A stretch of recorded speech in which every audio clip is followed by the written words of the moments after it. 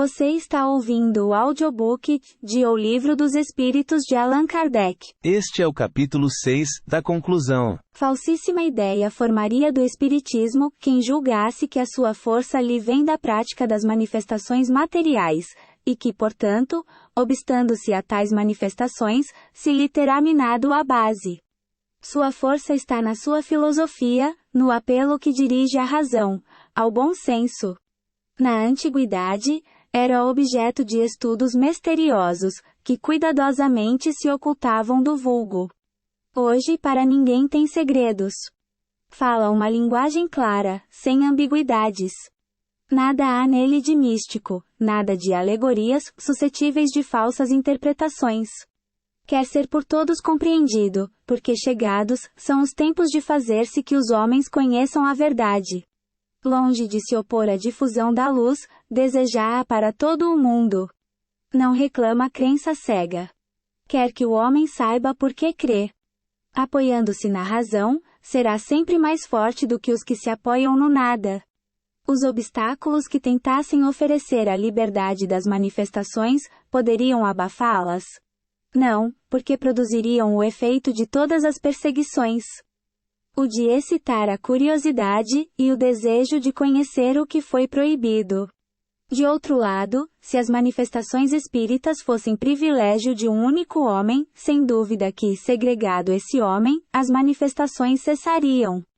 Infelizmente para os seus adversários, elas estão ao alcance de toda a gente e todos a elas recorrem, desde o mais pequenino, até o mais graduado, desde o palácio até a mansarda. Poderão proibir que sejam obtidas em público. Sabe-se, porém, precisamente que em público não é onde melhor se dão, e sim na intimidade. Ora, podendo todos ser médiuns, quem poderá impedir que uma família, no seu lar, um indivíduo, no silêncio de seu gabinete, o prisioneiro, no seu cubículo, entrem em comunicação com os espíritos, a despeito dos esbirros e mesmo na presença deles? Se as proibirem num país, poderão obstar a que se verifiquem nos países vizinhos, no mundo inteiro, uma vez que nos dois hemisférios não há lugar onde não existam médiuns? Para se encarcerarem todos os médiuns, seria preciso que se encarcerasse a metade do gênero humano. Chegassem mesmo, o que não seria mais fácil, a queimar todos os livros espíritas, e no dia seguinte estariam reproduzidos, porque inatacável é a fonte donde dimanam, e porque ninguém pode encarcerar ou queimar os espíritos, seus verdadeiros autores.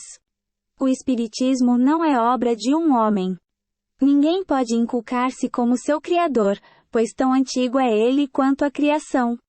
Encontramo-lo por toda parte, em todas as religiões, principalmente na religião católica, e aí com mais autoridade do que em todas as outras, porquanto nela se nos depara o princípio de tudo que há nele. Os espíritos em todos os graus de elevação, suas relações ocultas e ostensivas com os homens, os anjos guardiães, a reencarnação, a emancipação da alma durante a vida, a dupla vista, todos os gêneros de manifestações, as aparições e até as aparições tangíveis.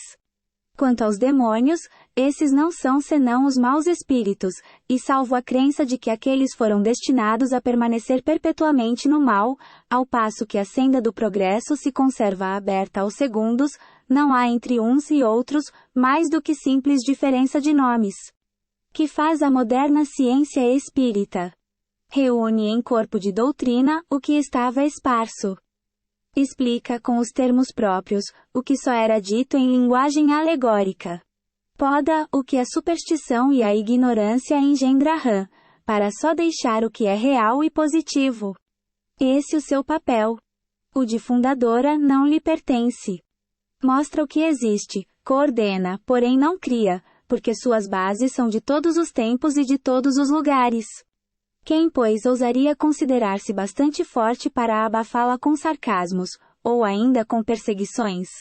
Se a prescreverem de um lado, renascerá noutras partes, no próprio terreno donde a tenham banido, porque ela está na natureza, e ao homem não é dado aniquilar uma potência da natureza, nem opor veto aos decretos de Deus.